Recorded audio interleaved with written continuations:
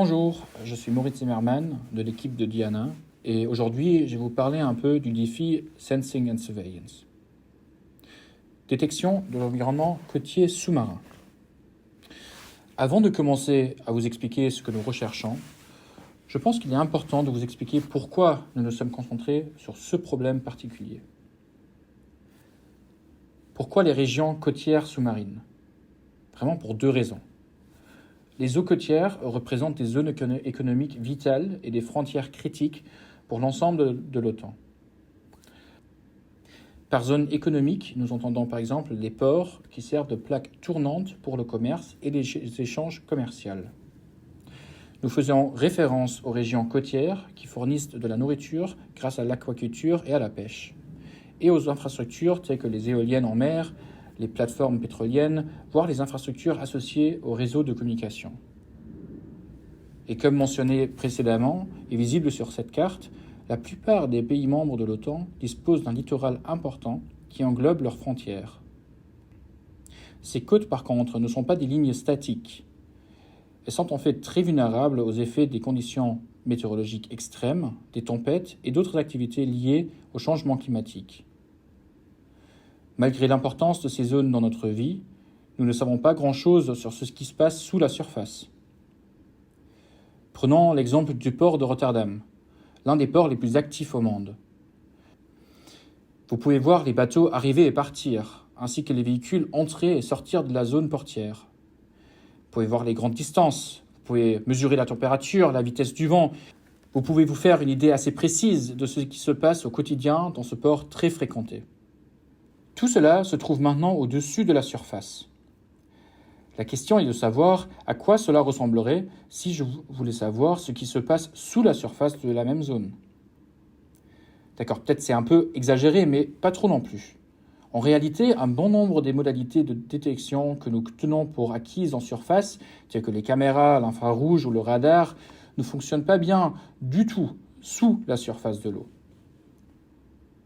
Et bien qu'il existe des formes de détection qui fonctionnent sous l'eau, telles que l'acoustique et certains lasers, ces solutions ne fournissent pas nécessairement la vaste image que nous cherchons à obtenir et qui serait similaire à ce que nous pouvons voir en surface. Ce que nous recherchons donc, ce sont des solutions de haute technologie qui changent la donne, qu'il s'agisse de composantes individuelles ou des systèmes qui peuvent étendre de manière significative les échelles spatiales. La persistance de la diversité des caractéristiques de la surveillance de l'environnement sous-marin. Nous avons 4 applications de détection spécifiques en tête, mais nous sommes également ouverts à vos propositions. Nous cherchons à explorer non seulement le monde de la détection, mais aussi celui de la collecte d'informations. Comment faire sortir ces données du domaine sous-marin pour les rendre utiles? L'une des applications est la cartographie du fond marin.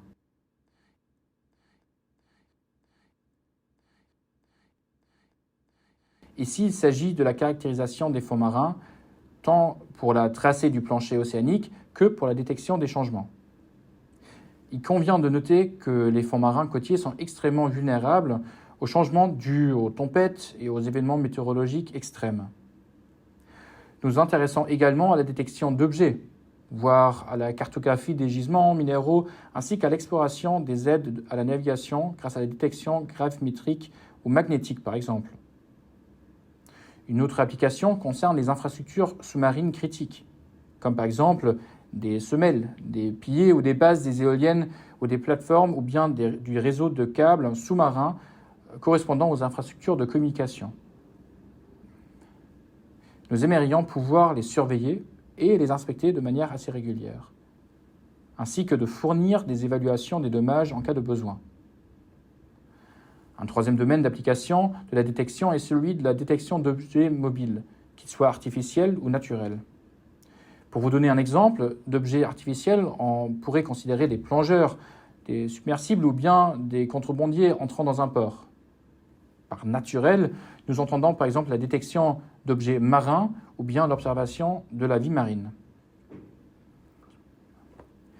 Est-ce que celle-ci correspond à la latitude ou bien aux saisons pendant lesquelles elle est observée, Ou est-ce qu'il y a des développements dont nous devons tenir compte? Notre dernière application de détection concerne les indicateurs de la santé de l'océan. Ici, il peut s'agir des capteurs chimiques, de méteurs de salinité, des capteurs de température ou bien des capteurs de pollution. En bref, tout ce qui nous donne des informations sur la santé des zones côtières et des effets du changement climatique.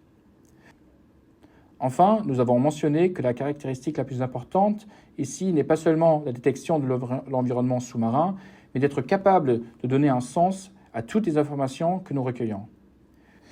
Nous sommes donc à la recherche de vos idées pour communiquer les données recueillies dans l'environnement sous-marin, que ce soit par l'acoustique, par des bouées, par des fibres ou bien par des lasers.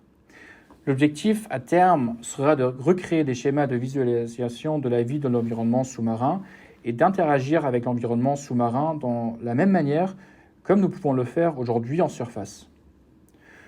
En résumé, nous recherchons des solutions innovantes qui exploitent des technologies de rupture. Nous recherchons des solutions de maturité technologique équivalentes au niveau 4 ou bien plus élevé. Toutefois, si vous disposez d'une technologie moins mature qui pourrait avoir un impact important, n'hésitez pas à soumettre une proposition.